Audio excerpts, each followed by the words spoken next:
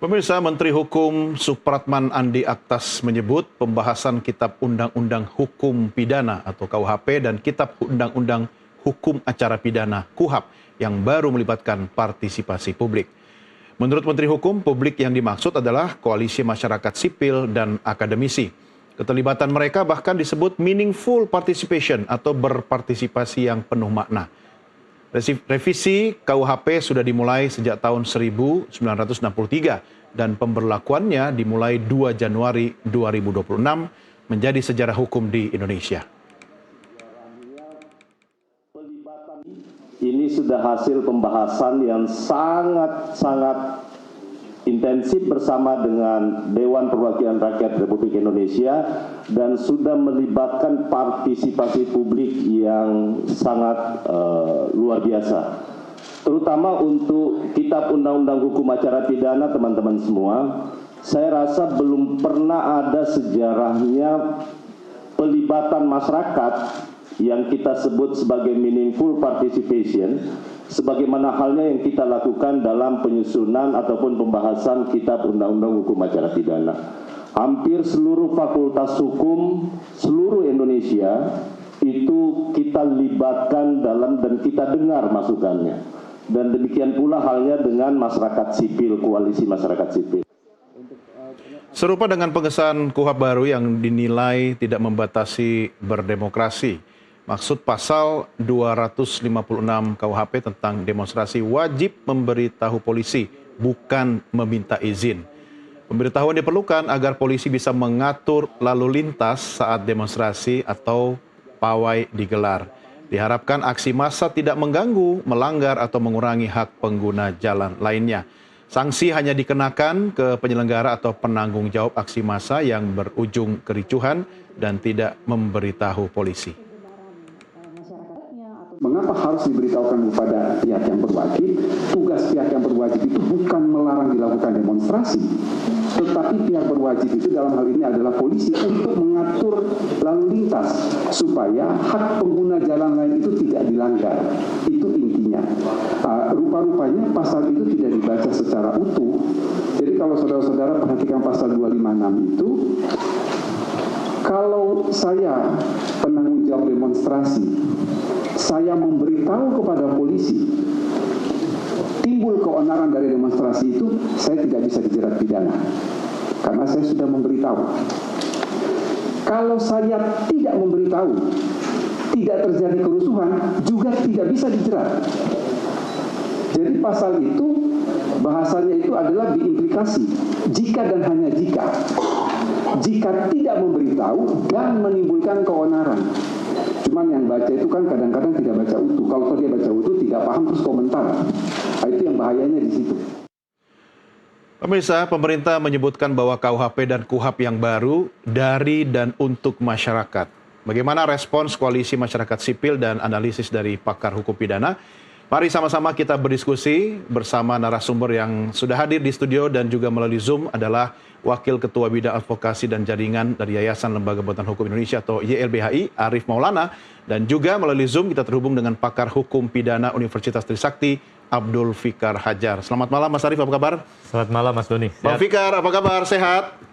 Ya, sehat. Assalamualaikum. Waalaikumsalam warahmatullahi wabarakatuh. Kalau Bang Fikar sudah masih senyum-senyum, berarti amanlah dunia persilatan sebenarnya ya.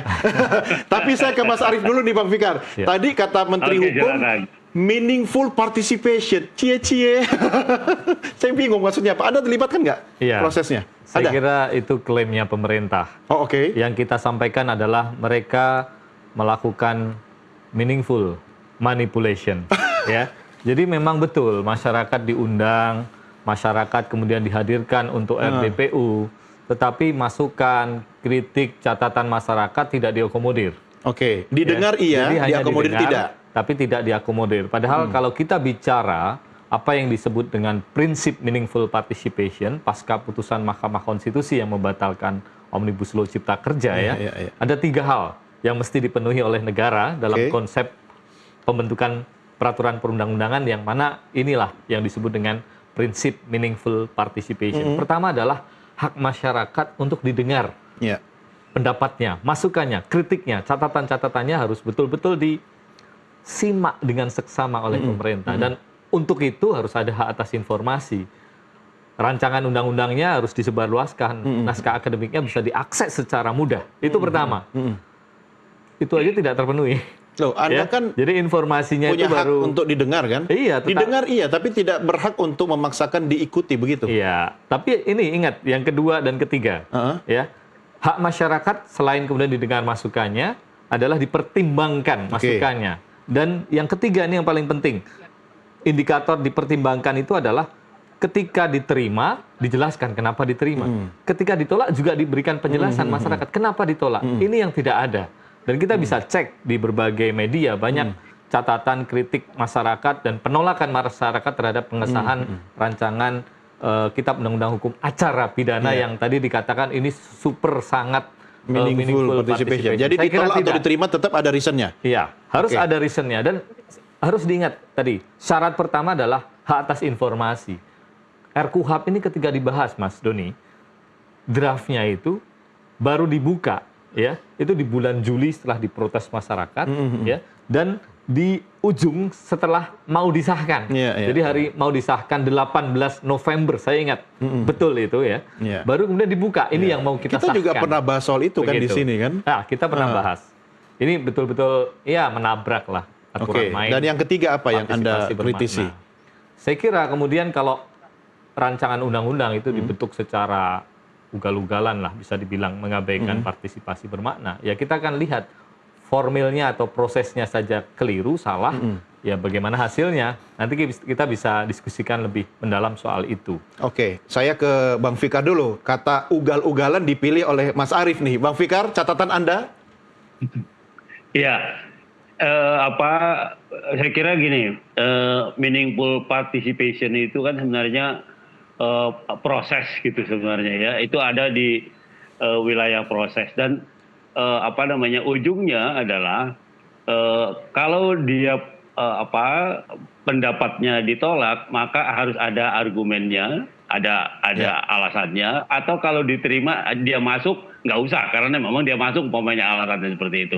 Nah, itu yang proses dialog seperti itu yang menurut saya tidak terungkap baik di media massa maupun di DPR sendiri. Nah, itu yang seolah-olah ini mengikuti prosedur aja. Boleh orang datang banyak-banyak, tapi soal digunakan atau tidak usulannya gitu ya.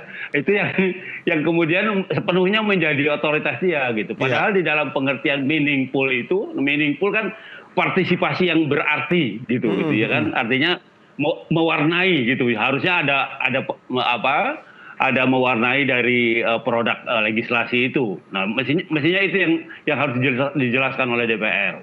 Kalau yang diterima mungkin tidak perlu penjelasan karena dia masuk umpamanya ke dalam rumusan undang-undang. Tetapi ada umpamanya pendapat besar atau pendapat yang begitu dominan di dalam masyarakat, tetapi tidak masuk ke dalam konsepsi undang-undangnya. Nah, itu yang harus dijelaskan gitu. Kenapa? Gitu. Meskipun kita ngerti di DPR itu ada 9 aliran, bukan aliran maksud saya, ada 9 kelompok partai kan, yang bisa jadi juga punya pendapat sendiri-sendiri gitu. Dan punya kepentingan masing-masing kan? Punya kepentingan masing-masing. Tetapi ketika mengerucut jadi undang-undang itu biasanya hanya berwujud 2 atau 3 pendapat sebenarnya yang besar gitu. Nah, ini yang menurut saya harusnya ada penjelasan juga. Kenapa ini yang diterima atau kenapa ini yang digunakan, kenapa ini yang tidak digunakan. Dan itu yang proses seperti itu yang tidak terlihat. Ya, Bang Fikar, ini kan proses politik yang berlaku. Artinya ini produk hukum, tetapi melalui proses politik di lembaga politik, begitu kan? Artinya tentu ada berbagai kepentingan yang masuk di situ.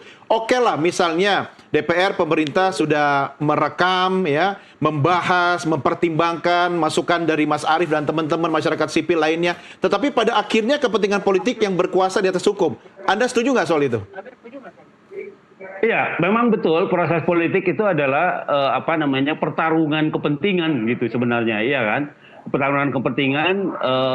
Nah, karena itu yang harus dijelaskan gitu. Itu yang harus dijelaskan. Sekarang kan tidak. Kalau dijelaskan nanti menimbulkan masalah di masyarakat. Masyarakat bergejolak begitu. Loh, itu kan harusnya terekam di dalam perdebatan di DPR, Ya, ya. terekam, dan di dalam undang-undang juga mestinya itu ada apa namanya?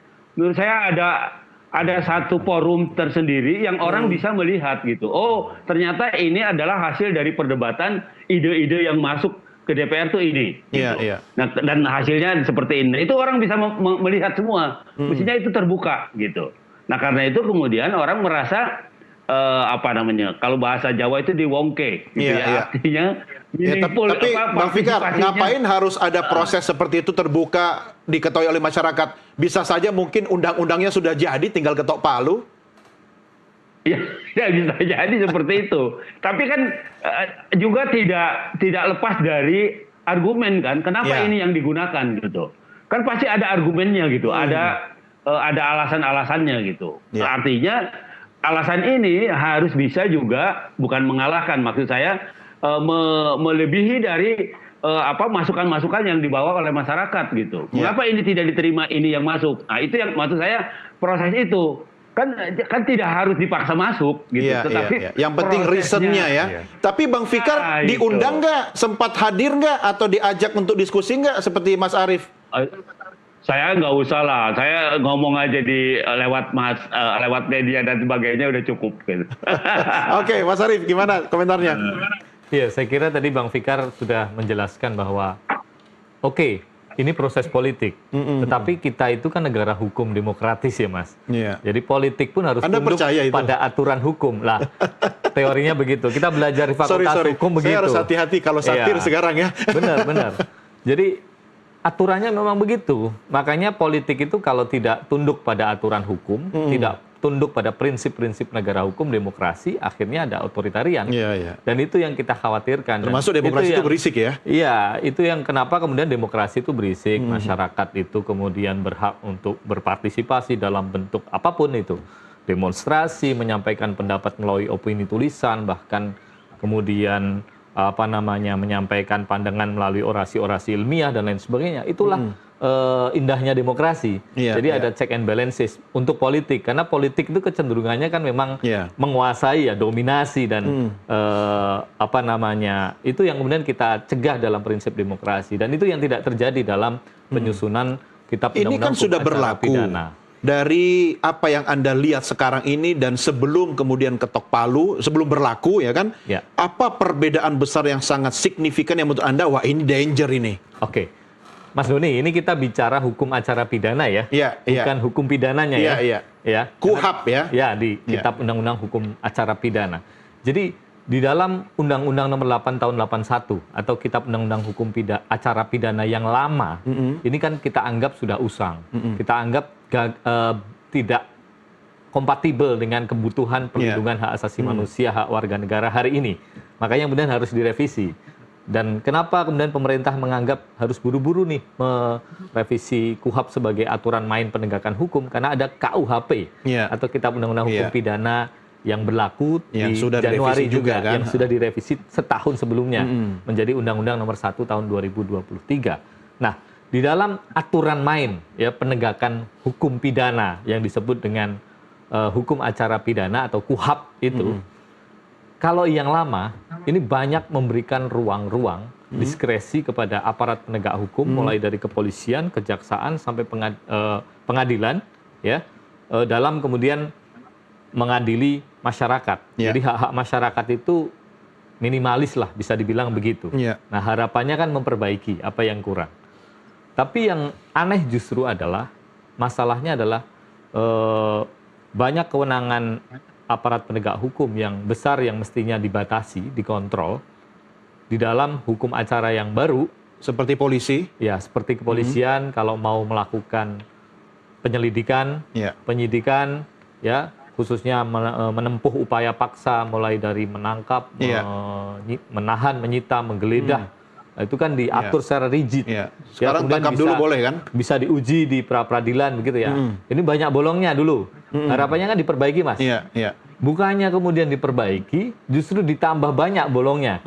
Dan ditambah lagi kewenangan-kewenangan diskresional atau subjektif bagi aparat penegak hukum, khususnya kepolisian, untuk melakukan penyelidikan, penyidikan, dan upaya paksa tadi yang sebetulnya itu membatasi hak asasi manusia. Oke, contoh membatasi satu hak apa yang menurut warga Anda? negara.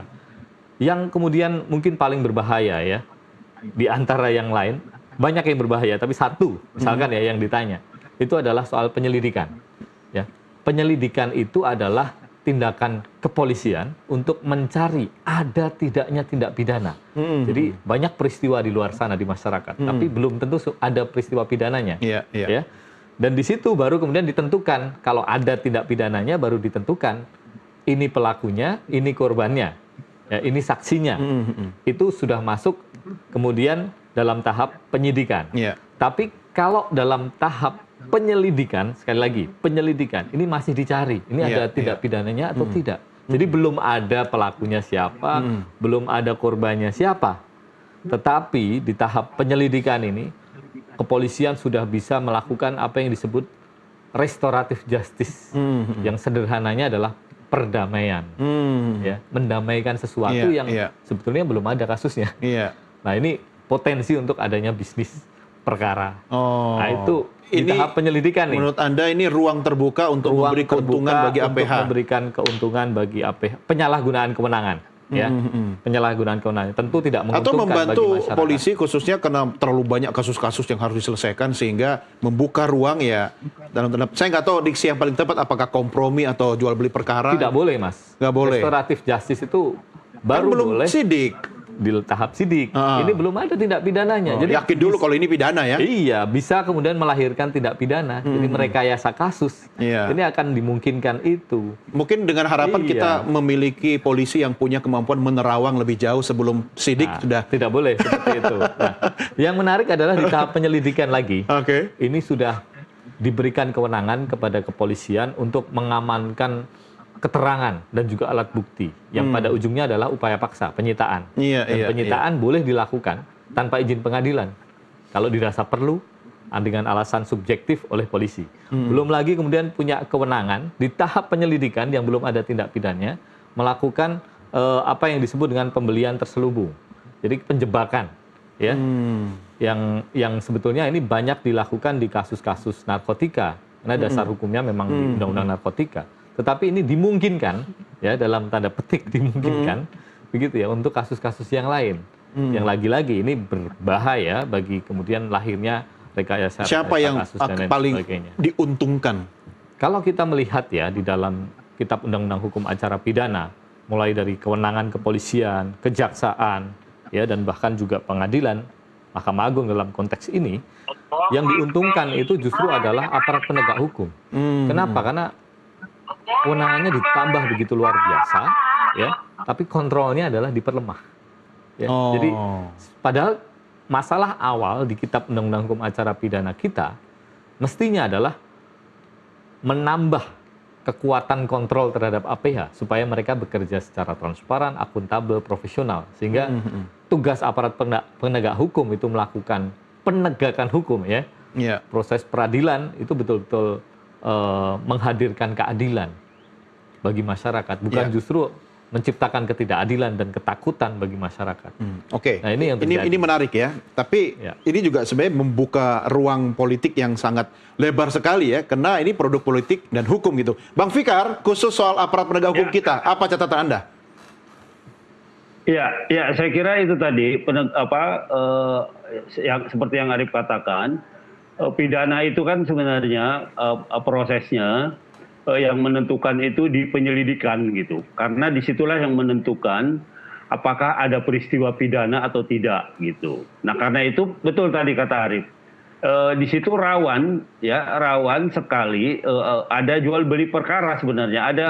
Ada tukar menukar ya itu tadi bahkan saling menyandra gitu. Itu bisa terjadi di level itu gitu ya, di level penyelidikan itu.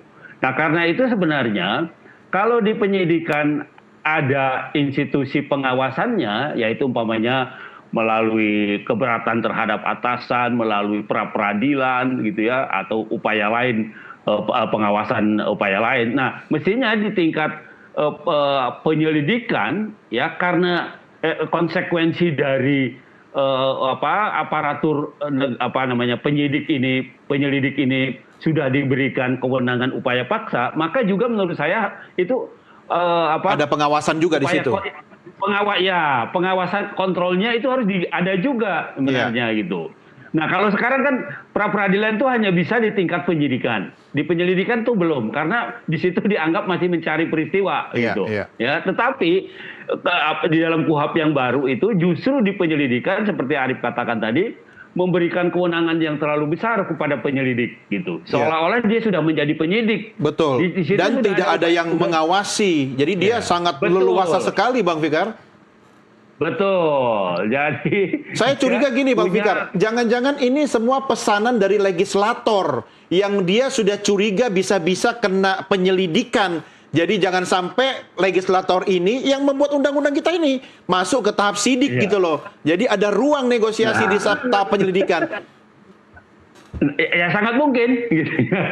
Permainan-permainan seperti itu sangat mungkin gitu. Karena memang undang-undang itu kan sebenarnya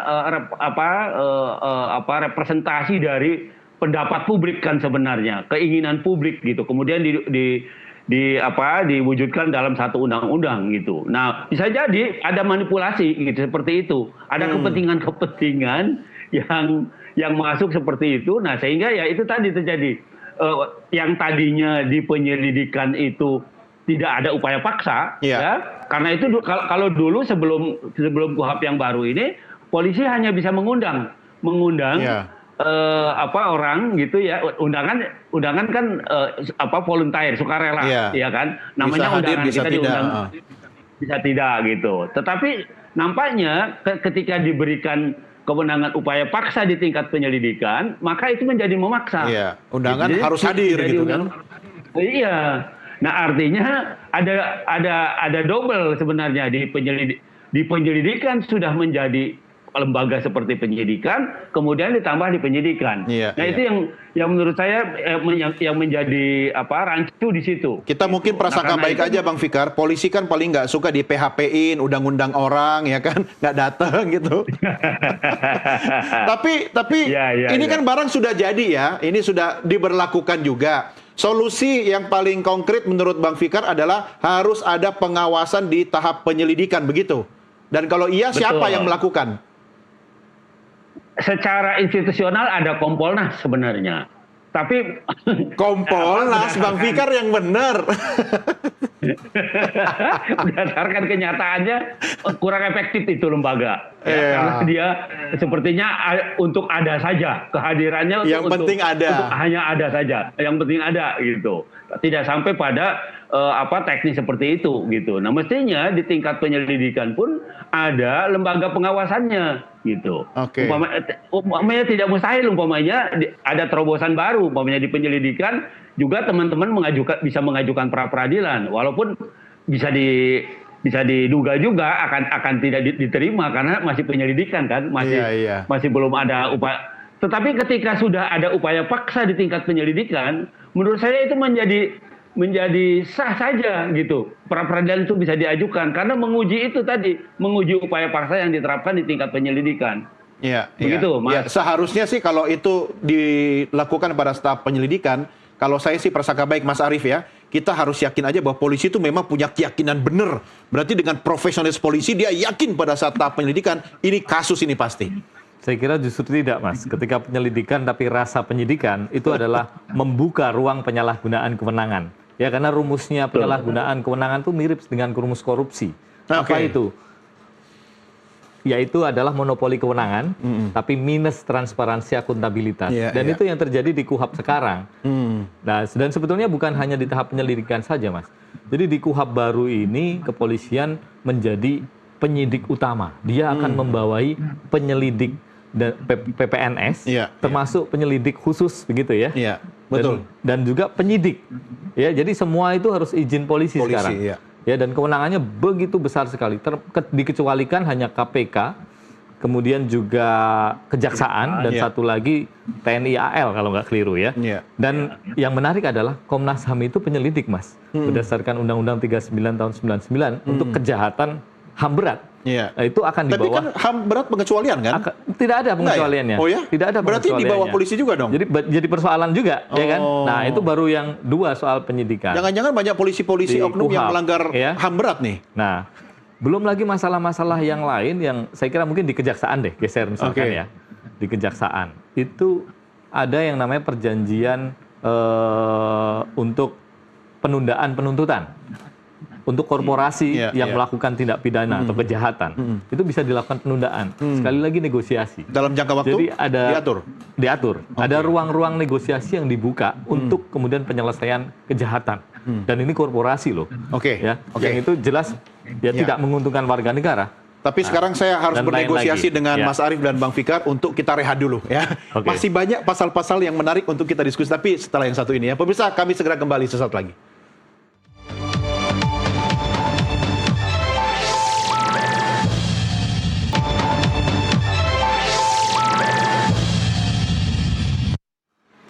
Serius itu. Terima kasih masih bersama kami. Kita lanjutkan diskusi kita. Saya masih dengan Mas Arief dan juga Bang Fikar melalui Zoom. Mas Arief, Ya. saya mau masuk ke soal kebebasan berekspresi, berpendapat, bersuara gitu.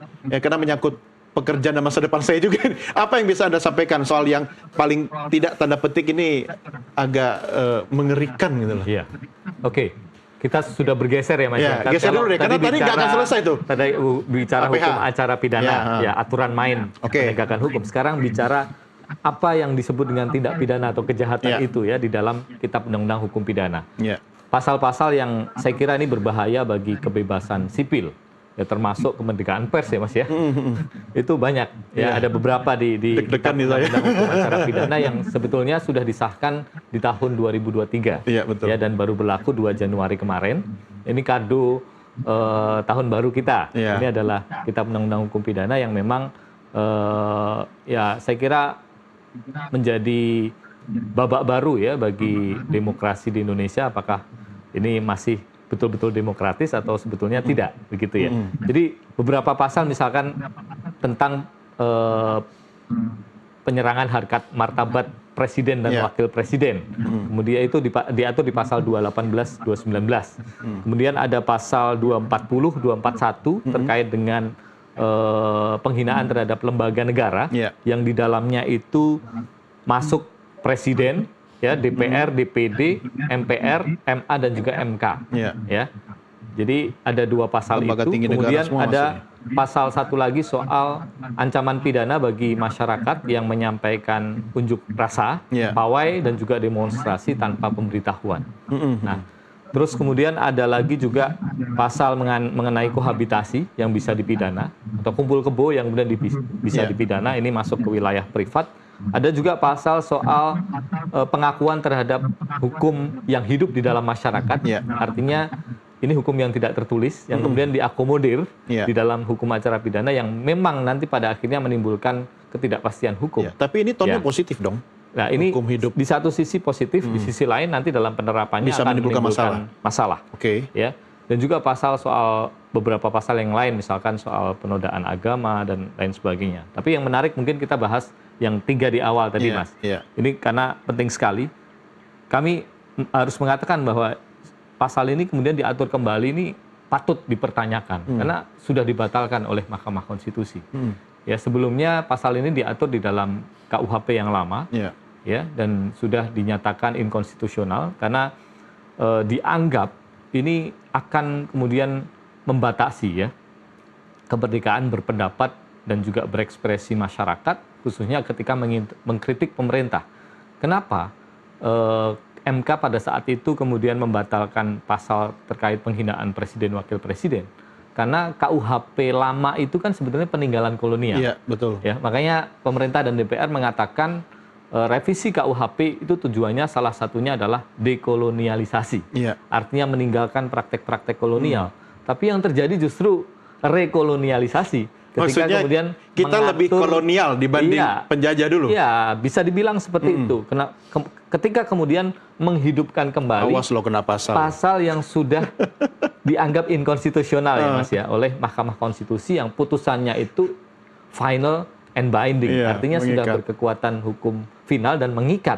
Tapi kemudian dihidupkan kembali dengan pasal 218, pasal 219, KUHP reborn, termasuk ya. pasal 240. Nah, menarik pertimbangan MK saat itu bahwa kenapa di KUHP lama diatur? Karena di Belanda itu dulu kan yang dilindungi adalah ratu Belandanya, raja Belandanya. Mereka sistemnya monarki. Monarki, Ya, jadi wajar ketika kepala negaranya, rajanya dia monarki dihina. absolut ya. Absolut Kalau kita lah. kan republik Ya. rasa monarki begitu ya. Nah, jadi Kena pasal nggak itu? kalau itu bagian dari kritik publik, kepentingan umum tidak, Mas. Ya. Untung ada dari LBHI di sebelah saya ya. Saya kira Terus? ini yang jadi catatan. Kalau dulu konsepnya adalah memang lese majesté, Iya, raja betul. dilindungi. Kayak di Thailand Tapi sekarang masih bukan? masih. Tapi Indonesia adalah negara hukum, negara demokrasi, Iya. kedaulatan di tangan rakyat. Dan presiden, wakil presiden itu pengurus negara yang dipilih rakyat untuk melayani kepentingan negara, kepentingan masyarakat, kepentingan rakyat, begitu ya. Jadi ketika masyarakat tidak puas, masyarakat memberikan catatan, koreksi, misalnya dalam konteks bencana Sumatera, begitulah ya. Ya wajar saja, karena mereka berpendapat, mengekspresikan dan memberikan catatan kepada pengurus negara yang mereka pilih, wakil Tapi mereka. terang benderang nggak di situ Begitu. ditulis bahwa itu menyerang harkat dan martabat? Itu kan juga harus clear juga. Iya. Kalau berpendapat atau mengkritik gitu. Ya, tetapi catatannya memang di dalam putusan Mahkamah Konstitusi yang lama ini akan menghambat ya kemerdekaan berpendapat dan berekspresi, termasuk juga menghambat proses nanti penegakan hukum terhadap presiden dan wakil presiden ketika diduga melakukan kejahatan terhadap negara, ya, melakukan korupsi kolusi, melakukan tindak pidana yang lain yang bisa masuk ke dalam konteks impeachment. Atau itu tujuan utamanya? Ya, pasal 7A Undang-Undang Dasar 45. Bisa jadi. Tetapi yang jelas pasal ini sangat-sangat bermasalah karena sudah dibatalkan oleh Mahkamah Konstitusi. Bahkan hidup di dalam pasal 218, 219 termasuk 240 dan 241 di mana lembaga negara juga dilindungi. Ini juga catatan, Mas. Kenapa lembaga negara dilindungi? Padahal esensi hukum pidana itu adalah melindungi hak warga negara, hak asasi manusia warga negaranya. Itu yang diutamakan. Dan kalaupun itu melindungi subjek hukum di luar individu atau kelompok, begitu ya, itu konteksnya dalam melindungi masyarakat. Tapi yang terjadi dalam KUHP ini kecenderungannya justru melindungi kekuasaan, Elit ya, melindungi elit, dan yang ini ada yang dalam lembaga berbahaya. negara. Dan konteks hari ini kebebasan sipil kita itu menurun jauh indeksnya, ya, indeks demokrasi kita dalam banyak catatan lembaga riset. Misalkan Anda kan bisa ngomong begini karena Anda bukan ketua lembaga negara tadi kan. Saya ke Bang Fikar dulu. Silakan analisa Anda, Bang Fikar.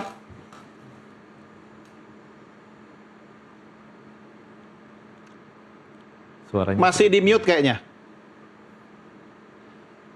Oke, kalau mute atau tidak mute itu tidak masuk di undang-undang ya? Oh ya. Oke, silakan, aman. Ya, oke. Ya, saya kira apa yang dikemukakan Arif itu sudah memang begitu gitu ya. Artinya ada kecenderungan setiap pergantian perundang-undangan itu perlindungan kekuasaan itu main di sana gitu. Ya, artinya kekuasaan itu muncul sebagai sesuatu yang harus dilindungi gitu ya. Nah, hukum pidana sebenarnya yang harus dilindungi adalah kepentingan umum dalam pengertian yang luas gitu ya, kepentingan umum, terutama adalah kepentingan masyarakat sebenarnya itu yang harus dijaga itu supaya orang tidak anarki melakukan tindakan-tindakan berulang dan di mana-mana gitu. Nah, karena itu kemudian diatur aturan-aturan di dalam hukum pidana. Nah, itu yang nampaknya kemudian bergeser kepentingannya di samping kepentingan umum yang dilindungi, tetapi juga ada kepentingan kekuasaan. Nah, itu yang tadi dibeberkan oleh Arif itu, gitu ya. Artinya ada penghinaan presiden lah, ada penghinaan pejabat publik lah. Padahal jelas-jelas pasal-pasal itu pada KUHP yang lama sudah dibatalkan oleh Mahkamah Konstitusi gitu. Meskipun Mahkamah Konstitusi itu alasannya adalah bahwa itu peninggalan penjajahan yang melindungi ratu dan melindungi pemerintahan dan sebagainya gitu. Tetapi kan sebenarnya sama, kekuasaan itu kapanpun, dimanapun dan kapanpun kecenderungannya kan dia mempertahankan diri gitu, ya kan? Nah, karena itu seharusnya hukum pidana itu yang dilindungi itu bukan pada kekuasaan tapi pada kepentingan umumnya. Gitu. Itu yang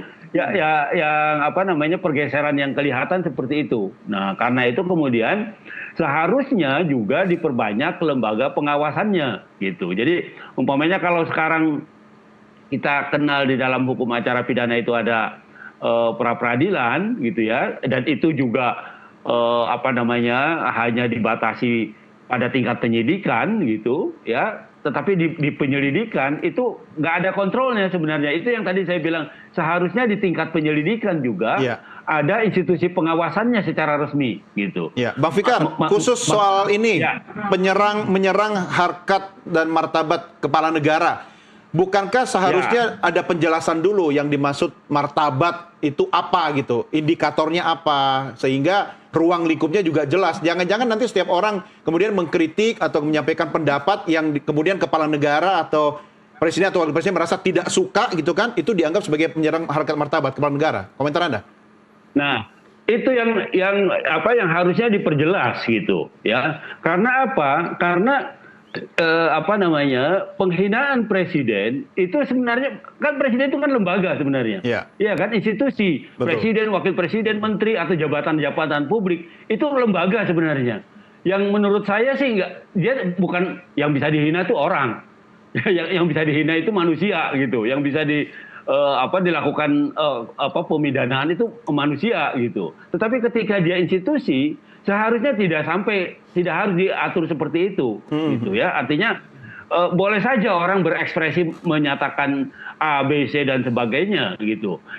Yang koridornya adalah ketika dia masuk ke orangnya, ke personil dari jabatan publik itu. Nah, itu yang baru masuk pidana sebenarnya. Masuk ke wilayah pidana. Tapi sepanjang dia ada di kritik, keberatan atau maki-maki, bahkan dia ada di wilayah jabatan publiknya, itu biasa karena mereka kan juga menerima bayaran atau gaji dari masyarakat juga, dari pajaknya masyarakat kan. Mestinya itu balancingnya itu sebenarnya. Artinya risiko ya, jadi pejabat publik itu salah satu tugasnya siap dimaki-maki gitu ya.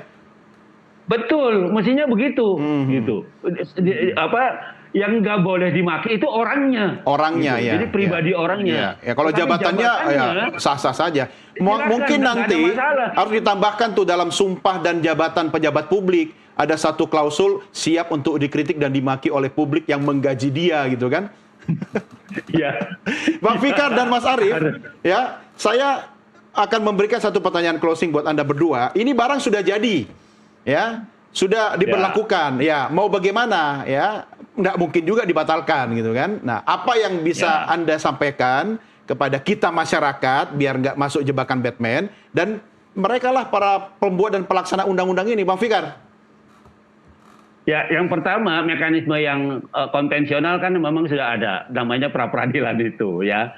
Tapi yang kedua, bukan berarti tidak bisa merubah. Kita punya Mahkamah Konstitusi sekarang. Ya, kalau memang bisa cermati bahwa aturan-aturan itu bertentangan dengan hak asasi manusia umpamanya, bagian dari konstitusi kita, itu bisa dipersoalkan di Mahkamah Konstitusi. Artinya masih bisa dirubah juga sebenarnya. Gitu. Jadi menurut saya kesiapan masyarakat untuk melihat penerapan KUHP yang baru ini atau KUHP yang baru ini itu harus lebih awas gitu. Maksud saya begitu melihat penyimpangan, menurut saya bisa digunakan hak masyarakat untuk baik menguji melalui pra peradilan ataupun menguji lewat Mahkamah Konstitusi. Saya kira itu yang bisa dilakukan. Oke, Mas Arief?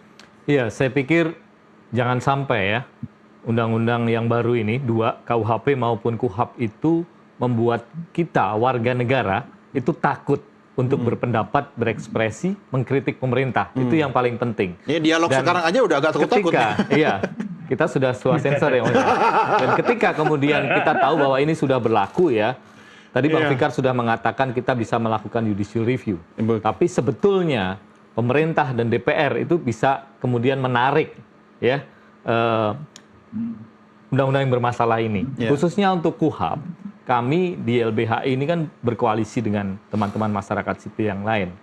Dari awal kami sudah kemudian menolak sebetulnya KUHP disahkan, dan kami mendesak kepada pemerintah dan DPR untuk kemudian menarik dan mencabut keberlakuan dari KUHP. Itu yang lebih mudah ya lewat Ini mekanisme yang politik kita juga ya. inginkan dan lewat Perpu. Dan kita dorong Presiden Prabowo mendengar ini. Kenapa? Karena hukum acara pidana yang berlaku ini tidak akan menghadirkan keadilan bagi masyarakat. Justru akan menghadirkan ketidakadilan, ketakutan dan banyak praktek-praktek penyalahgunaan kewenangan oleh aparat penegak hukum. Dan ini bisa kita baca, bisa kita pelajari. Ini ruangnya begitu besar untuk penyalahgunaan kewenangan. Jangan-jangan Mas Arief, ini asumsi ya. Ini adalah tabungan politik Presiden sebenarnya menjelang 2029, kemudian mengeluarkan Perpu gitu, sehingga ya Anda, you know what I mean. Kita lihat nanti kalau keputusan politik itu memang wilayahnya di eksekutif, tetapi tugas kita sebagai masyarakat, sebagai pemilik kedaulatan dalam sebuah negara demokrasi ini mengingatkan pemerintah, mengingatkan DPR, apalagi kita tahu bahwa DPR hari ini ya seperti legitimatornya, stempelnya eksekutif saja. Dan ini sangat di bermasalah. zaman Orde Baru begitu. Ya, padahal fungsinya adalah pengawas, kontrol terhadap eksekutif. Tapi hari ini justru melegitimasi apapun yang kemudian diputuskan oleh pemerintah seperti MBG, Undang-Undang TNI, dan lain sebagainya lah, soal bencana dan lain sebagainya. Tidak ada kontrol sama sekali. Saya kira kritik, terus kemudian masukan, koreksi terhadap pemerintah itu yang kita perlukan hari ini. Dan saya kira KUHP yang baru juga harus kita kritik, harus kita sikapi, dan saya setuju dengan apa yang disampaikan oleh Bang Fikar. Kalaupun pada akhirnya kritik masukan kita, baik itu di fisik ya, secara fisik langsung, audiensi dan lain sebagainya gagal, lewat media sosial juga gagal, demonstrasi juga gagal, ya tidak ada pilihan lain. Jalan konstitusional ya yang ada adalah Mahkamah Konstitusi. Kita bisa tempuh ke sana, begitu ya. Dan kita bisa menguji undang-undang yang bermasalah ini supaya kemudian dibatalkan oleh Mahkamah Konstitusi. Oke, selamat berjuang Mas Arief. Bareng-bareng Mas. Iya, baik. Bang Fikar, terima kasih sudah berdiskusi malam ini. Sampai ketemu lagi. Mas Arief juga terima kasih sudah bersama kami dalam NTV Prime Dialog malam ini. Sekaligus diskusi kita malam ini juga mengakhiri NTV Prime edisi malam hari ini. Saya Doni De Keyser, atas nama Tasya Lutmila dan juga seluruh rekan-rekan redaksi dan kerabat-kerabat tugas, berterima kasih atas kebersamaan kita. Sampai jumpa, selamat malam. Merdeka.